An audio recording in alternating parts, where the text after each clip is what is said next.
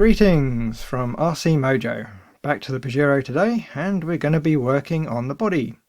The 3-door Pajero, or Shogun, isn't the biggest truck in the world, so on longer trail runs storing all the essentials can be tricky. We did try a trailer, but it turned out to be a bit big for the Pajero to manage. The next best thing is to put all that junk that won't go inside on the roof. So here we have a HobbyKing roof rack. Interestingly branded racing parts, because all good touring cars need roof racks. Okay, this particular rack comes with a set of spotlights on the front and 2 pairs of LEDs. If you look around you can find remarkably similar looking racks ranging from 15 to 40 quid or so. Visually they all look the same. I won't say they probably all come from the same factory, but, well, you know. The material quality isn't bad, but I think the guy who made the jig wasn't altogether sober. There's a bit of a twist and one of the cross pieces isn't quite straight.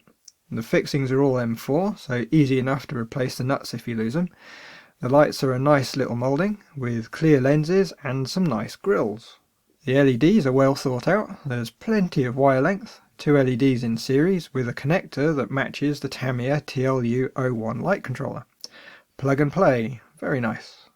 A close look at the rack, and a little problem I had. You can see this corner is fairly straight, but sometime during the shipping it's had a bit of a bump. The other side is pretty badly bent, so that'll need some careful correction.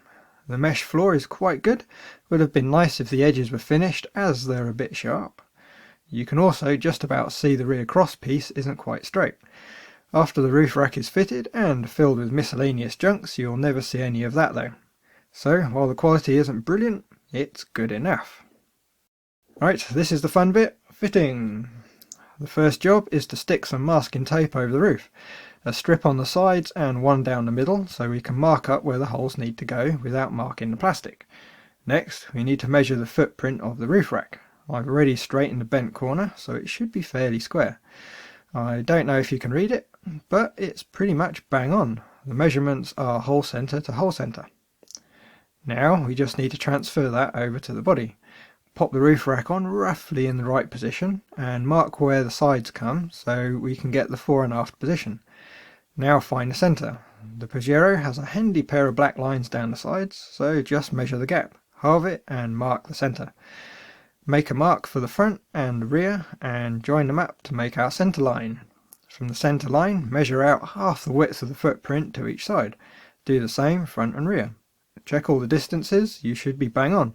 If not, you can adjust the points a little so they do.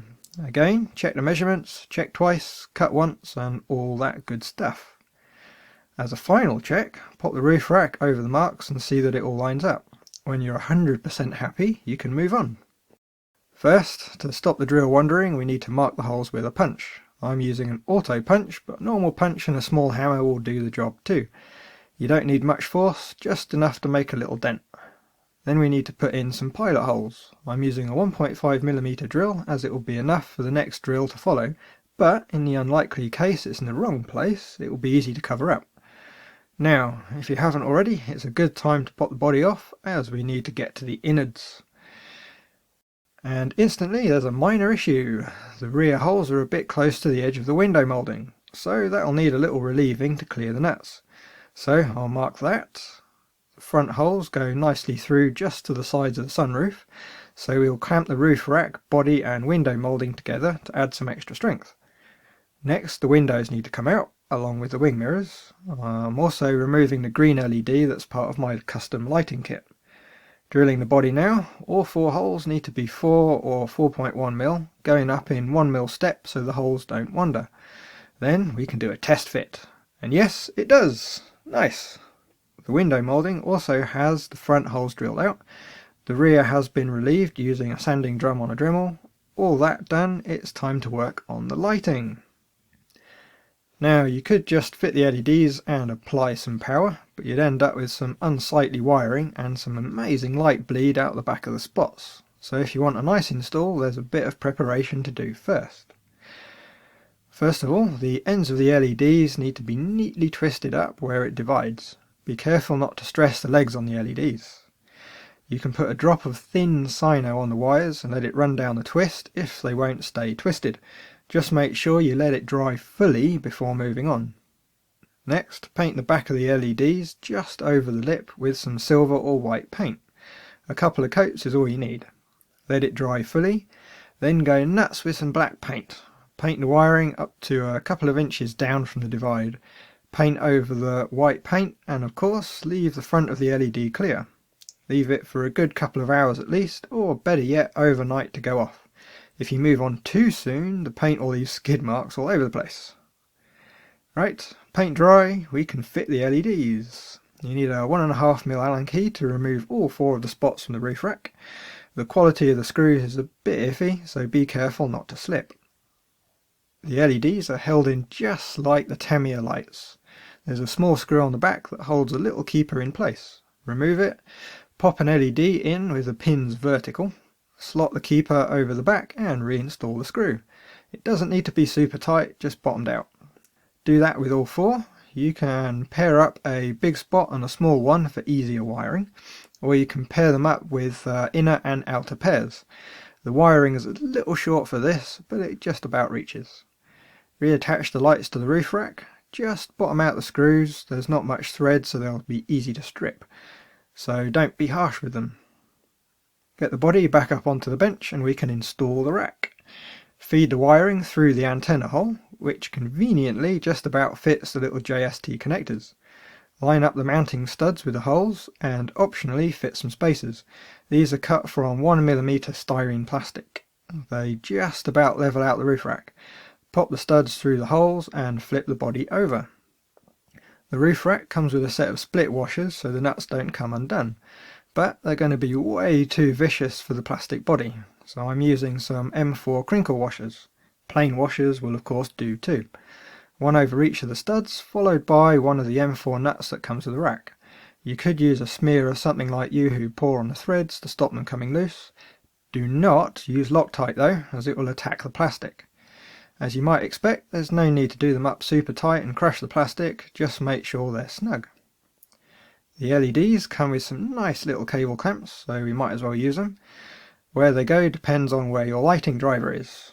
Mine's under the bonnet, so my wiring goes across the roof and down the front pillar.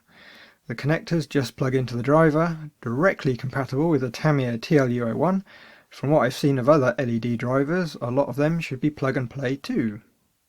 Now, because my custom lighting processor box needs a mode indicator, I've also wired in an extra LED in the centre of the light bar. It's just a green LED in some shaped acrylic. The final install looks like this. You can see the TL-01 at the front. For a basic install you would just connect the LEDs up to the driver and apply power. Nice and easy.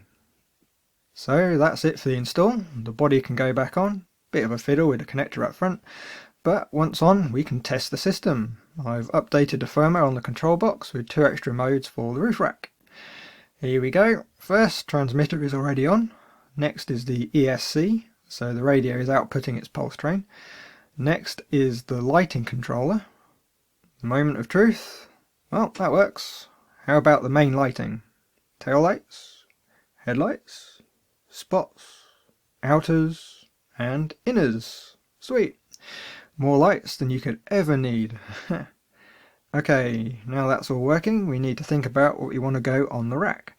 There's a few people selling scale gear. Some of the big companies do too, but it tends to be fairly expensive. So after a trip to a shop that I always feel I don't quite fit in, Hobbycraft, to get some of this craft foam stuff, I think it's meant for kids so they can make things without getting close to dangerous materials, like cardboard. In our case though, it makes for a nice scale bedroll.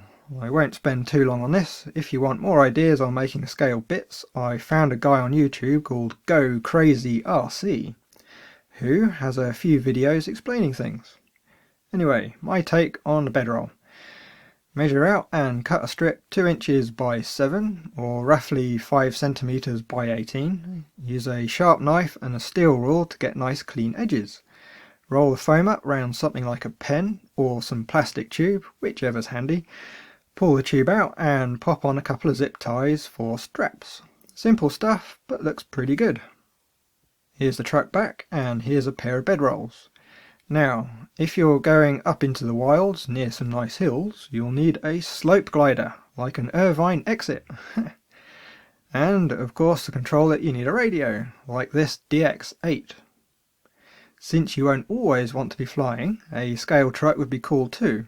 Haven't got one yet though, but I do have the radio. Yep. Both radios are made from styrene and painted with good old Tamiya paint. Not sure what's going to stay and what's going to go, but I'll make up some fuel cans, maybe a cool box, something that looks like a packed up tent maybe, don't know. Basically enough stuff to fill the tray to hide the misaligned crosspiece. Well, right, that's your lot. Thanks for watching, hope you enjoyed it. If you did, a like is always appreciated. And of course, if you want to see what happens next and you're not already subscribed, well, please do subscribe. It's free. Bye.